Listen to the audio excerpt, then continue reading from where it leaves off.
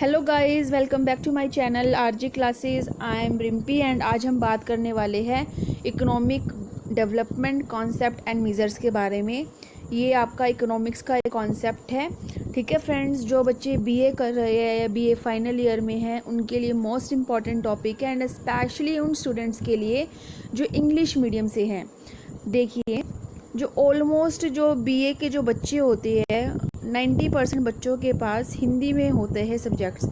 Because जैसे मेरा जो क्वालिफ़िकेशन है वो ऑलरेडी मैं बता चुकी हूँ वीडियोस के अंदर, जो मैंने बनाया था कि हमें कैसे सब्जेक्ट कॉम्बिनेशन चूज़ करना चाहिए। तो उस टाइम जो सबसे ज़्यादा डिफ़िकल्टी है जो एक्सपीरियंस किया था मैंने, जैसे मेरा जो मीडियम है वो है इंग्लिश एंड इसके लिए जो मुझे बुक्स चाहिए थी वो भी इंग्लिश मीडियम में चाहिए थी। बट जो स्मॉल टाउन्स होते हैं वहाँ पर आपको इंग्लिश मीडियम में बुक्स अवेलेबल नहीं होती।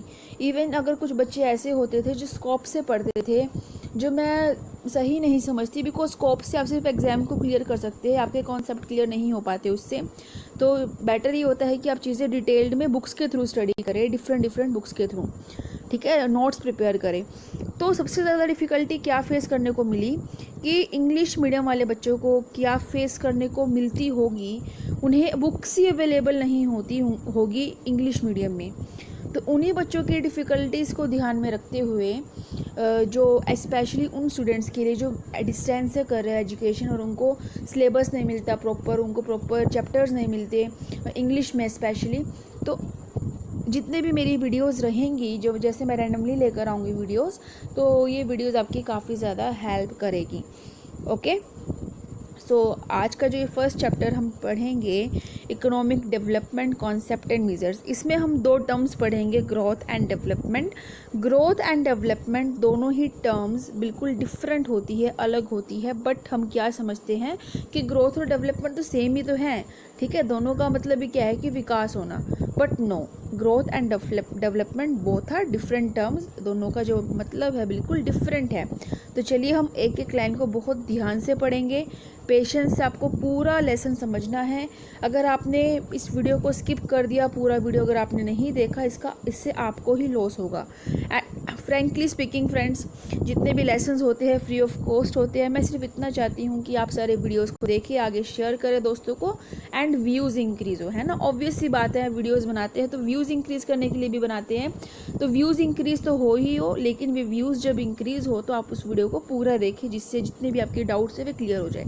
सो मैं आपको डिटेल्ड स्टडी कराऊंगी। जो डिटेल्ड स्टडी करने में इंटरेस्टेड है वही इस वीडियो को देखिए, अदरवाइज जो डिटेल्ड स्टडी करने में इंटरेस्टेड नहीं है, जिनको सिर्फ क्रक्स चाहिए एक कॉन्सेप्ट का, तो वो इस वीडियो को स्किप करके जा सकते हैं। बिकॉज इस वीडियो में आपको डिटेल्ड समरी के साथ साथ क्रक्स भी मिलेगा, बट वो वीडियो के एंड में, या जब भी चैप्टर एंड होगा तब। ओके, इसके जब पार्ट्स लाऊंगी मैं वीडियोज़ के अलग अलग लेसन के। So friends, growth and development, एक second. Growth and development are of central significance to all economies in the world. ठीक है, कि ग्रोथ और डेवलपमेंट जो है एक मोस्ट इम्पॉर्टेंट रोल प्ले करते हैं हमारे इकोनॉमीज़ में। ठीक है, हमारी इकोनॉमी में जो ग्रोथ एंड डेवलपमेंट है has emerged as a specialised study component of economic literature. यानी इकोनॉमिक लिटरेचर का जो ये कॉन्सेप्ट आया ग्रोथ एंड डेवलपमेंट, ये एक बहुत इम्पॉर्टेंट पार्ट के तरह एमर्ज हुआ। ग्लोबल इकोनॉमिक क्राइसिस जो हुई थी जी, यानी जो फर्स्ट वर्ल्ड वॉर हुआ था, यानी जब ग्रेट डिप्रेशन आया था 1929 के पीरियड में, एंड आपको पता भी होगा कि 1929 में जो कितना ज़्यादा डिप्रेशन आ गया था, है ना। And Second World War compelled the economist and politicians to think about economic growth and development as a specialised area of study. Friends, जब हम इकोनॉमिक ग्रोथ और इकोनॉमिक डेवलपमेंट के बारे में स्टडी करते हैं तो हमें ये पता होना चाहिए कि इसके पीछे की हिस्ट्री क्या है।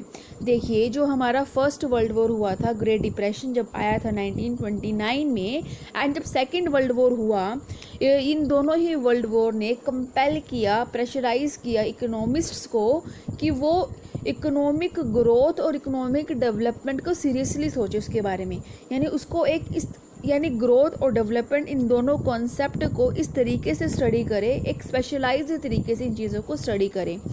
देखिए जो एडम स्मिथ है, कौन? Adam Smith.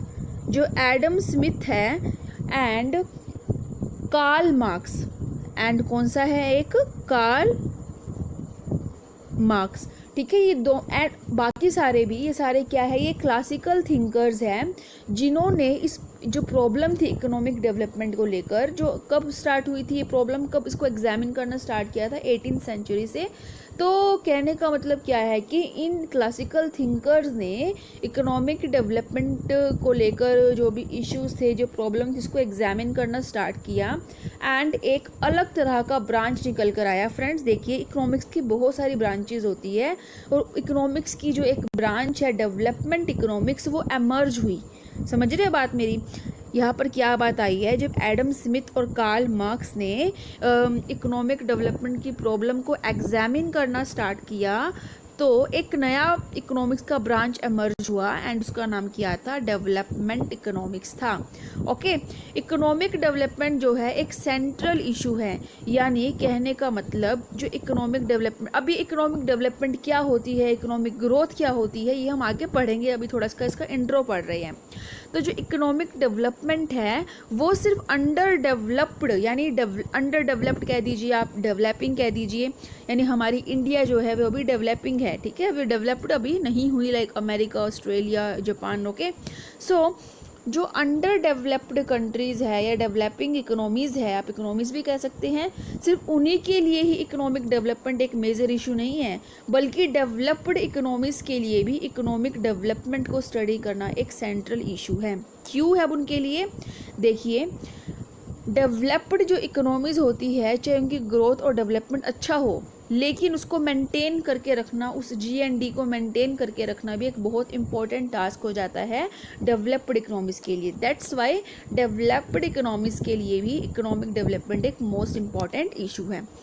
Okay, so I hope this point is clear now. And अब अंडर डेवलप्ड इकोनॉमीज़ के लिए, अंडर डेवलप्ड इकोनॉमीज़ के लिए क्यों इम्पॉर्टेंट इशू है इकोनॉमिक डेवलपमेंट को स्टडी करना एक स्पेशलाइज्ड सब्जेक्ट की तरह? बिकॉज अंडर डेवलप्ड इकोनॉमी या डेवलपिंग इकोनॉमी में काफ़ी सारी प्रॉब्लम्स होती है जो कन्फ्रंट होती है, फेस की जाती है, लाइक अनएम्प्लॉयमेंट की प्रॉब्लम, पॉवर्टी की, इलिटरेसी की, स्टारवेशन की, ऐसी बहुत सारी प्रॉब्लम्स है हमारे डेवलपिंग इकोनॉमी हमारे इंडिया में जो फेस की जाती है। तो उससे कैसे कोप अप किया जाए? ठीक है, तो उस चीज़ के लेकर भी इकोनॉमिक डेवलपमेंट एक मोस्ट इम्पॉर्टेंट इशू है। Thus in modern times every economy, यानी अगर हम एक मॉडर्न टाइम की बात करें, हर एक इकोनॉमी चाहे वे रिच या पुअर हो, डेवलप्ड या अंडर डेवलप्ड हो, कुछ ना कुछ प्रॉब्लम फेस करती ही करती है। ठीक है, जो ग्रोथ एंड डेवलपमेंट से रिलेट करते हैं। ठीक है, some need to grow at the grass root level, breaking the shackles of poverty, hunger, death and starvation, and some need to grow with a view to maintaining the existing standards of living without excessive exploitation of the natural resources, so that growth potential for the future generation is not reduced. Friends, आपको यहाँ पर एक बात clear हुई? ये जो यहाँ पर मैं आपको पॉइंट बता रही हूँ, ये जो आपको मैं पॉइंट क्लियर कर रही हूँ, इसमें सेम यही बात ही आई है जो मैंने यहाँ पर आपको बताई थी कि जो डेवलपिंग इकोनॉमी है, डेवलपिंग यानी जो हमारी इंडिया है, अगर हम यहाँ अपने इंडिया के अकॉर्डिंग इकोनॉमिक डेवलपमेंट को स्टडी करते समझते हैं उसको, तो हमें उसको बिल्कुल स्टार्टिंग से, यानी बिल्कुल ग्रास रूट से हमें उसको समझना पड़ेगा। ठीक है, जितने भी शैकल्स है, जितने भी वेब है पॉवर्टी को लेकर, हंगर, उन सभी को ब्रेक करना होगा। ठीक है, लेकिन कुछ इकोनॉमीज ऐसी होती हैं जहाँ पर सिर्फ उसको स्टडी करना इसीलिए ज़रूरी होता है कि जो एग्जिस्टिंग जो भी स्टैंडर्ड ऑफ लिविंग उसको मेंटेन करना एंड नेचुरल रिसोर्सेज को कम से कम एक्सप्लॉइट करके, यानी कम से कम उसका मिसयूज़ या कम से कम उसकी वेस्टेज करके मैक्सिमम आउटपुट लेना और स्टैंडर्ड ऑफ लिविंग को मेंटेन करना। कुछ कंट्री जो डेवलप्ड इकोनॉमीज है उनके लिए इस तरीके से स्टडी करना है। ठीक है, so economic development and economic growth, अगर हम इनको समझते हैं, ये दोनों ही टर्म कंट्री की इकोनॉमिक प्रोग्रेस को इंडिकेट करती है। ठीक है, these are taken as pointers to higher standard of living and better quality of life. चाहे इकोनॉमिक डेवलपमेंट की बात की जाए, चाहे इकोनॉमिक ग्रोथ की बात की जाए, ये दोनों ही टर्म्स जो है वे किसको इंडिकेट करती है, स्टैंडर्ड ऑफ लिविंग को और बेटर क्वालिटी ऑफ लाइफ को। ठीक है, सो फ्रेंड्स अभी के लिए सिर्फ इतना ही इम्पॉर्टेंट है। अब एक मोस्ट इम्पॉर्टेंट बात ये आती है कि इकोनॉमिक ग्रोथ और इकोनॉमिक डेवलपमेंट क्या होता है। अब हम इस चीज़ को स्टडी करेंगे। ठीक है, देखिए, economic growth and economic development for a fairly long period of time, the two terms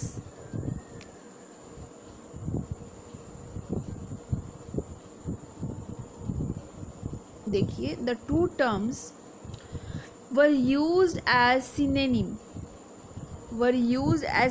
of each other। synonym का मतलब होता है वो वर्ड जिनके सिमिलर मीनिंग्स होते हैं।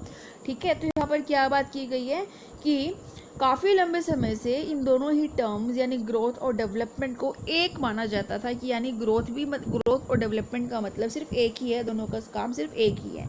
लेकिन जो रिसेंट लिटरेचर है उसमें जो इकोनॉमिस्ट है J.A. स्कम्पीटर, ठीक है, Ursula Hicks, okay, and Kindle burger, ठीक है, जो ये इकोनॉमिस्ट है उन्होंने अपने रिसेंट लिटरेचर में ये क्या फोकस किया, क्या चीज़ पर जोर दिया कि ग्रोथ और डेवलपमेंट दोनों ही कौन से कॉन्सेप्ट है, दोनों ही डिस्टिंक्ट कॉन्सेप्ट है, डिफरेंट कॉन्सेप्ट है।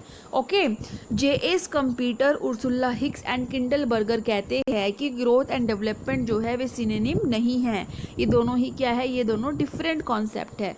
Okay, they have driven home the point that occurrence of growth need not necessarily imply the occurrence of development, कि अगर ग्रोथ होती है एक इकोनॉमी की, इट डजेंट मीन कि उस कंट्री की डेवलपमेंट भी हो रही है। यहाँ पर ऑटोमेटिक एक डिफरेंस हमें इंडिकेट हो रहा है कि ग्रोथ का मतलब ये नहीं है कि उसकी डेवलपमेंट भी हो रही है। ठीक है, तो यहाँ पर आप समझ कर चलिए अपने माइंड में कि growth and development both are different terms. Okay, so we first explain the concept of growth, its meaning, measurement and different variant. सबसे पहले हम ये पढ़ेंगे कि ग्रोथ का कॉन्सेप्ट क्या है, इसका मतलब क्या है, कैसे मेजर कर सकते हैं, कौन कौन से वेरिएंट्स है। ओके, सो देन हम बात करेंगे कॉन्सेप्ट ऑफ डेवलपमेंट के बारे में। So let's start. अब हम इन दोनों के कॉन्सेप्ट को डिटेल में स्टडी करेंगे। देखिए फ्रेंड्स, इकोनॉमिक ग्रोथ का मतलब होता है long term increase in real national income और रियल नेशनल आउटपुट। जब एक इकोनॉमी की रियल नेशनल इनकम या रियल आउटपुट में इंक्रीमेंट आता है तो उसे हम क्या कहते हैं, इकोनॉमिक ग्रोथ कहते हैं। अब जो ये नेशनल आउटपुट है या नेशनल इनकम है वे कैसे इंक्रीज होगी, जब जो प्रोडक्शन है गुड्स और सर्विसेज का वो इंक्रीज होगा, ऑब्वियस सी बात है। ठीक है, प्राइस जो होंगे गुड्स और सर्विसेज के वे कांस्टेंट रहेंगे। इट मीन्स अगर मान लीजिए जो पर प्रोडक्ट है वो हमारा 10 रुपीज़ का है, ठीक है, इसी सेम प्राइस पर जो हमारी प्रोडक्शन है वे कॉन्टीन्यूसली इंक्रीज होती जा रही है। और प्रोडक्शन भी तभी इंक्रीज हो रही है बिकॉज डिमांड इंक्रीज हो रही है। तो उस बढ़ती हुई डिमांड को मेट करने के लिए, पूरा करने के लिए सप्लाई को इंक्रीज किया जा रहा है एंड इसी कॉन्स्टेंट प्राइस पर। तो जब ये सिचुएशन अक्कर होगी तो ये एक पहला कॉज बनता है रियल नेशनल इनकम के इंक्रीमेंट का, इंक्रीज होने का। सेकंड आता है point, when prices of goods and services increase, production of goods and services remaining constant. ये अपोजिट हो गया। सेकंड पॉइंट क्या कहता है, एक साइड आप ले लीजिए प्राइस, ठीक है, एक सेकेंड मैं कलर पेन का चेंज कर लेती हूँ, एक साइड आप ले लीजिए प्रोडक्शन। ठीक है, यहाँ पर क्या कह रहे हैं कि जो प्राइसेस है प्रोडक्ट्स के और सर्विसेज के वो तो इंक्रीज हो रही है, लेकिन जो प्रोडक्शन है वो स्टक हो गई एक पॉइंट पर, यानी वो कांस्टेंट है। क्या है, कांस्टेंट है। प्रोडक्शन में किसी भी तरह का चेंज नहीं आ रहा, लेकिन प्राइसेस हमारे इंक्रीज हो रहे हैं गुड्स और सर्विसेज के। अब इससे हमारी नेशनल इनकम कैसे इंक्रीज होगी, ध्यान से सुनिएगा। देखिए, अगर डिमांड एक्सीड होती जा रही है तो यहाँ पर क्या करेंगे मैन्युफैक्चरर, सप्लाई को इंक्रीज नहीं करेंगे। ठीक है, सप्लाई तो है, देखिए सप्लाई कम है लेकिन डिमांड ज़्यादा है। तो इस केस में जो प्रोडक्ट के प्राइस होते हैं वे ज़्यादा होते हैं, क्योंकि उन्हें पता है कि लोग गुड्स को कितने भी रेट पे खरीदेंगे ही खरीदेंगे, ठीक है। तो इस केस में प्राइसेस को राइज कर देते हैं ज़्यादा प्रॉफिट अर्न करने के लिए।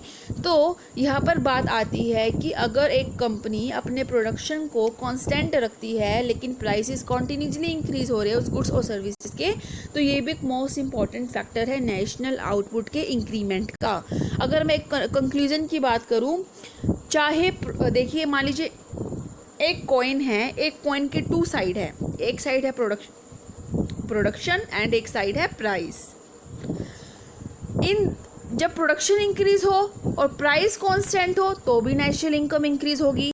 जब प्राइस कांस्टेंट हो लेकिन जब प्राइस इंक्रीज हो लेकिन प्रोडक्शन कांस्टेंट हो तो उस केस में भी नेशनल इनकम इंक्रीज होगी। यानी किसी न किसी केस में चाहे प्रोडक्शन इंक्रीज हो चाहे प्राइस इंक्रीज हो, दोनों ही केस के अंदर जो नेशनल इनकम है वो इंक्रीज होगी। अगर नेशनल इनकम इंक्रीज हो रही है, नेशनल आउटपुट इंक्रीज हो रहा है, तो हमारी कंट्री की जो इकोनॉमिक ग्रोथ है वो भी इम्प्रूव हो रही है। ओके, सो आई होप आपको ये दोनों ही पॉइंट्स अच्छे से क्लियर हो गए। अब हम बात करेंगे ग्रोथ, जो इस तरह जो हमने दो पॉइंट्स पढ़े, इस तरह की ग्रोथ को क्या कहते हैं, रियल ग्रोथ भी कहते हैं। रियल ग्रोथ का मतलब होता है increase in the flow of, जब हमारे कंट्री में या हमारी इकोनॉमी में जो गुड्स और सर्विसेज का फ्लो है वो इंक्रीज हो जाता है, तो उस ग्रोथ को हम क्या कहते हैं, रियल ग्रोथ कहते हैं। ठीक है, इट इम्प्लाइज, अगर रियल ग्रोथ हमारी इकोनॉमी की अच्छी हो रही है तो इसका मतलब जो इकोनॉमिक वेलफेयर है उसमें इम्प्रूवमेंट आ रही है।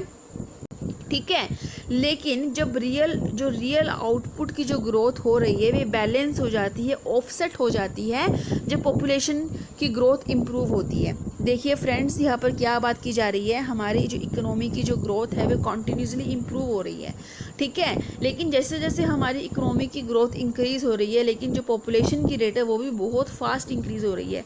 तो इन दोनों ही केसेस के अंदर, ठीक है, जो इकोनॉमिक ग्रोथ जिस रेट से इंक्रीज़ हो रही है, अगर उसी रेट से पॉपुलेशन भी इंक्रीज़ हो रही है तो जो अफेक्ट होते हैं रियल ग्रोथ से मिलने वाले वे हमारे ऑफसेट हो जाते हैं, वो हमारे बैलेंस हो जाते हैं। ठीक है, सो आई होप आपको ये पॉइंट अच्छे से क्लियर हो गया।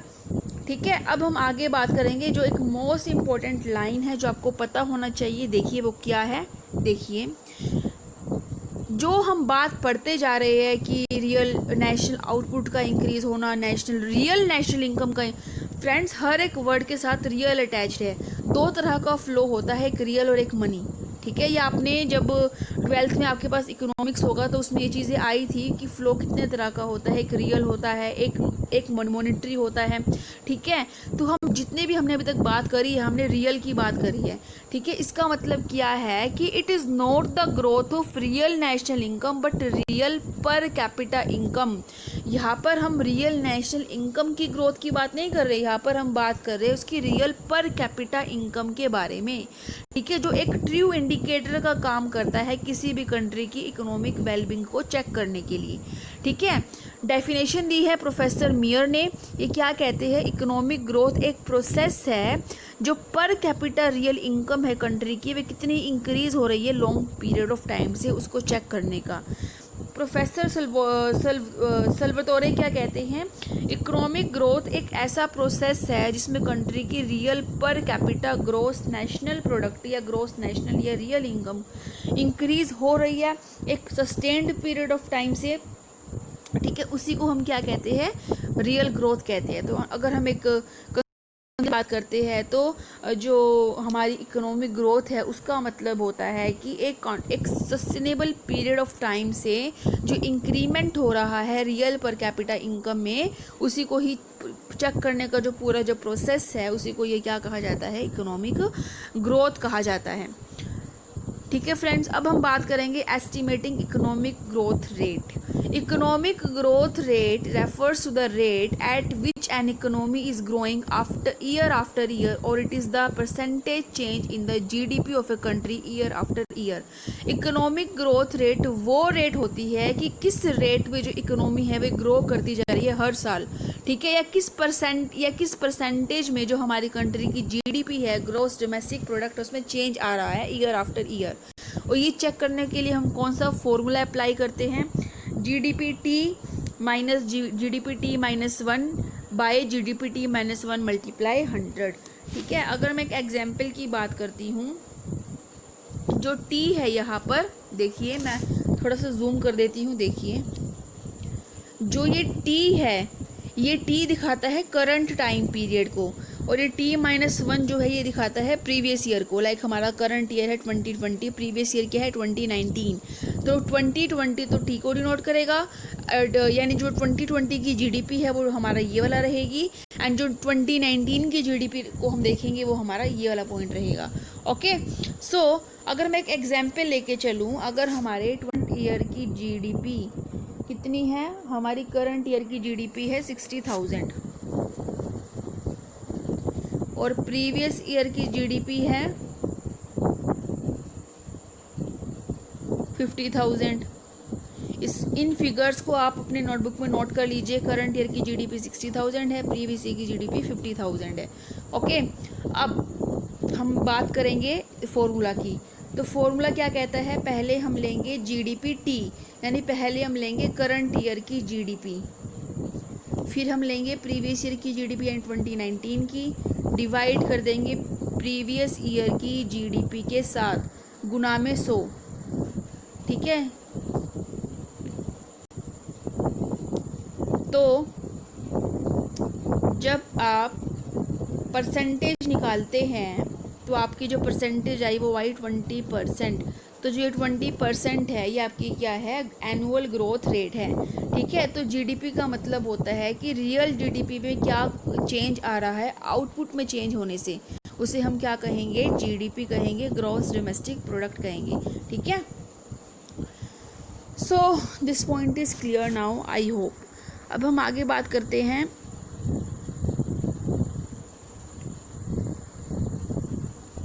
देखिए यहाँ पर एक मोस्ट इम्पॉर्टेंट पॉइंट दिया हुआ है, economic growth always refers to increased flow of goods and services over a long period of time, कि गुड्स एंड सर्विसेज के फ्लो में कितना इंक्रीमेंट हो रहा है। ठीक है, अगर कोई आउटपुट में ओकेजनल राइज हो रहा है, यानी कोई ओकेजनल इंक्रीमेंट हो रही है, उसे हम इकोनॉमिक ग्रोथ नहीं कहेंगे। देखिए फ्रेंड्स, यहाँ पर क्या बात की गई है, अगर कंसिस्टेंटली आपके आउटपुट्स यानी जो हमारी कंट्री के जो गुड्स एंड सर्विसेज उसमें कॉन्स्टेंटली इंक्रीमेंट आ रहा है, एनुअल बेसिस पे इंक्रीमेंट आ रहा है, तो वो हम काउंट करेंगे रियल इकोनॉमिक ग्रोथ में। बट अगर ओकेजनली राइज आ रहा है आउटपुट के अंदर, तो उसे हम इकोनॉमिक ग्रोथ नहीं मानेंगे। इसमें एग्जाम्पल भी दिया हुआ है, देखिए, good rainfall in a year might increase agricultural output in that particular area. देखिए, अगर कई बार क्या हो गया कि काफ़ी अच्छी बारिश हो गई, बहुत अच्छी रेनफॉल हुई, जिसकी वजह से जो एग्रीकल्चरल आउटपुट है काफ़ी अच्छा इंक्रीज हो गया उस ईयर में, उस पर्टिकुलर ईयर में। ठीक है, तो हम ऐसा नहीं कहेंगे कि उसको हम इकोनॉमिक ग्रोथ नहीं मानेंगे। ठीक है, if in the subsequent many years agriculture output has tended to slump. देखिए यहाँ पर आप एग्जाम्पल से समझिए कि मान लीजिए अगर हम 5 साल को देखते हैं, यानी कंटिन्यूस हम 5 साल की बात करते हैं, इन 5 सालों में सिर्फ 2018 को ही बहुत अच्छी बारिश होने की वजह से जो एग्रीकल्चरल आउटपुट है 100 गुना हमारा 10 गुना बढ़ गया। ठीक है, 10 गुना हमारा बढ़ गया आउटपुट। बट जो बाकी के ईयर्स थे उसमें जो एग्रीकल्चरल आउटपुट था बहुत ज़्यादा लो था। ठीक है, तो हम ये नहीं कहेंगे कि हमारी कंट्री की जो इकोनॉमिक ग्रोथ है बहुत अच्छी है। सिर्फ एक साल अगर अच्छी बारिश होने की वजह से अगर अच्छा आउटपुट आता है तो सिर्फ उसको हम इकोनॉमिक ग्रोथ में कंसीडर नहीं करेंगे, बिकॉज अगर हम बाकी के ईयर्स देखते हैं तो उस ईयर्स में जो आउटपुट है काफ़ी ज़्यादा कम है as compare to that year जिसमें बारिश काफ़ी अच्छी हुई है। तो यहाँ पर यही बात की गई है कि अगर काफ़ी लॉन्ग पीरियड ऑफ टाइम से अगर जब गुड्स एंड सर्विसेज के फ्लो में एवरेज अगर इंक्रीमेंट आता है तो वही हम जीडीपी में इकोनॉमिक ग्रोथ में कंसीडर करेंगे। लेकिन अगर ओकेजनल कोई आउटपुट में इंक्रीमेंट आ रहा है तो उसको हम इकोनॉमिक ग्रोथ नहीं मानेंगे। Okay, so I hope this point is clear now. अब हम बात करते हैं एक्चुअल एंड पोटेंशियल ग्रोथ के बारे में। ये हमारा लास्ट टॉपिक है। देन हम नेक्स्ट वीडियो में बात करेंगे इकोनॉमिक डेवलपमेंट के बारे में। इकोनॉमिस्ट जो है कई बार एक्चुअल ग्रोथ और पोटेंशियल ग्रोथ के टर्म्स को यूज़ करते हैं। तो ये एक्चुअल ग्रोथ और पोटेंशियल ग्रोथ क्या होता है हम समझते हैं। ये नाम से ही क्लियर है, इसमें आपको ये पूरा पहरा पढ़ने की ज़रूरत ही नहीं है। देखिए फ्रेंड्स, पोटेंशियल ग्रोथ वो ग्रोथ होती है जो आप अचीव करना चाहते हैं, एंड एक्चुअल ग्रोथ वो होती है जो आप एक्चुअल में अचीव करते हैं। फॉर एग्जाम्पल, हमारे इकोनॉमी का ऑब्जेक्टिव है कि उन्हें 2020 के अंदर 100 टन का आउटपुट अचीव करना है। ये क्या है? पोटेंशियल है, यानी हमारी इंडिया का इतना पोटेंशियल है कि वे इतना आउटपुट अचीव कर सकती है, और यही उन्होंने टारगेट सेट किया कि हम इतना अचीव करना है। लेकिन बिकॉज जो नेचर है वे अनसर्टेन है, हमें नहीं पता कब बारिश हो जाए, क्या हो जाए, ठीक है। तो उस केस के अंदर जो आउटपुट मिला एक्चुअल में वो मिला 80 टन का सिर्फ, यानी 20 टन आउटपुट हमें कम मिला, ठीक है। तो जो 80 टन का आउटपुट है ये तो एक्चुअल ग्रोथ है, जो हमारा 100 टन का आउटपुट है ये हमारा पोटेंशियल ग्रोथ है। तो इसी को ही कहते हैं actual growth and potential growth. So friends, अगर आपको आज का ये वीडियो अच्छा लगा तो ज़रूर आप आरजी क्लासेस को सब्सक्राइब कीजिए, बिकॉज मैं आपका जो इकोनॉमिक्स है वो कवर कराऊंगे, स्पेशली जो इंग्लिश मीडियम के स्टूडेंट्स को डिफ़िकल्टीज़ फेस करने को मिलती है, आपकी वो डिफ़िकल्टीज़ बिल्कुल ओवरकम हो जाएंगी। सो फ्रेंड्स, अगर आपको आज का ये वीडियो यूज़फुल लगा तो अपना लाइक ज़रूर दीजिए। कोई क्वेरी है तो कमेंट में ज़रूर टाइप करके पूछिए। हम मिलेंगे नेक्स्ट वीडियो में नए टॉपिक के साथ, that is economic development. So take care, thank you, bye bye.